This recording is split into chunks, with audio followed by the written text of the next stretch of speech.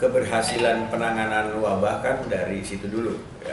Pertama kita apresiasi nol ya. Kemudian menyusul dicabutnya maklumat Polri, kemudian menyusul berakhirnya PSBB, maka tentu kita harapkan masyarakat bisa melaksanakan kehidupan baru, adaptasi kebiasaan baru.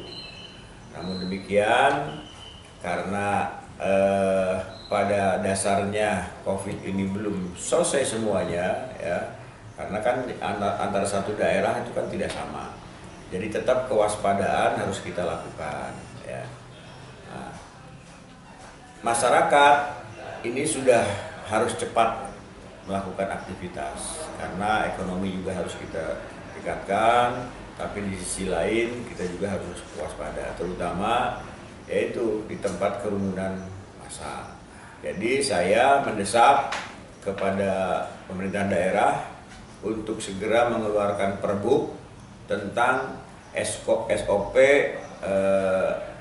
adaptasi kebiasaan baru.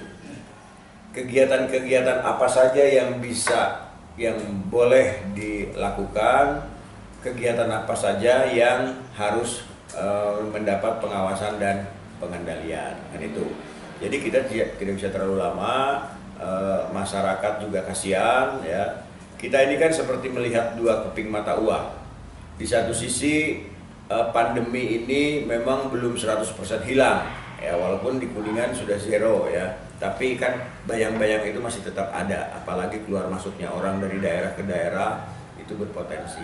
Tapi di sisi lain kita juga melihat kepentingan masyarakat, bahwa masyarakat juga harus beraktivitas.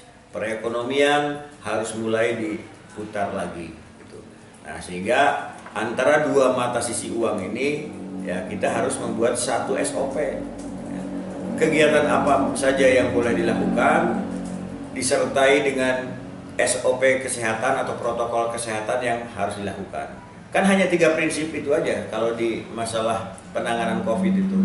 Jauhkan dari tempat berkumpul, menggunakan masker, dan cuci tangan. Kan hanya itu aja obatnya itu. Jadi belum ada obat yang spesifik. Jadi mau itu. Menurut ketua nih, hajatan? Ya hajatan karena itu memang sebuah tuntutan ya, karena sekarang ini banyak yang orang yang mau hajat ditunda segala macam, implikasinya ekonomi juga. Ya sebaiknya dibuka pelan-pelan dengan SOP yang diatur. Misalnya ya posisi tempat duduk resepsi itu juga diatur jaraknya.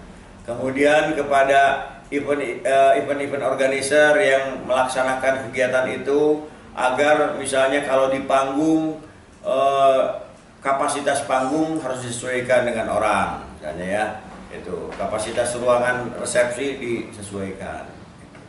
Jadi kalau saya setujulah itu dibuka pelan-pelan ya, dengan SOP kesehatan. Masuk sekolah pesantren Pak, pesantren kan buat kalau sekolah itu kan udah ada keputusan dari kementerian ya, karena sekolah itu kan ada pada usia rentan, kemudian tempat duduk segala macam ya, itu nunggulah beberapa saat ke depan. Kalau demo Pak, Hah? Kalau demo kerumunan juga? Ya demo menyampaikan aspirasi kan, setiap menyampaikan aspirasi kan kita kendalikan tentang jumlah massa.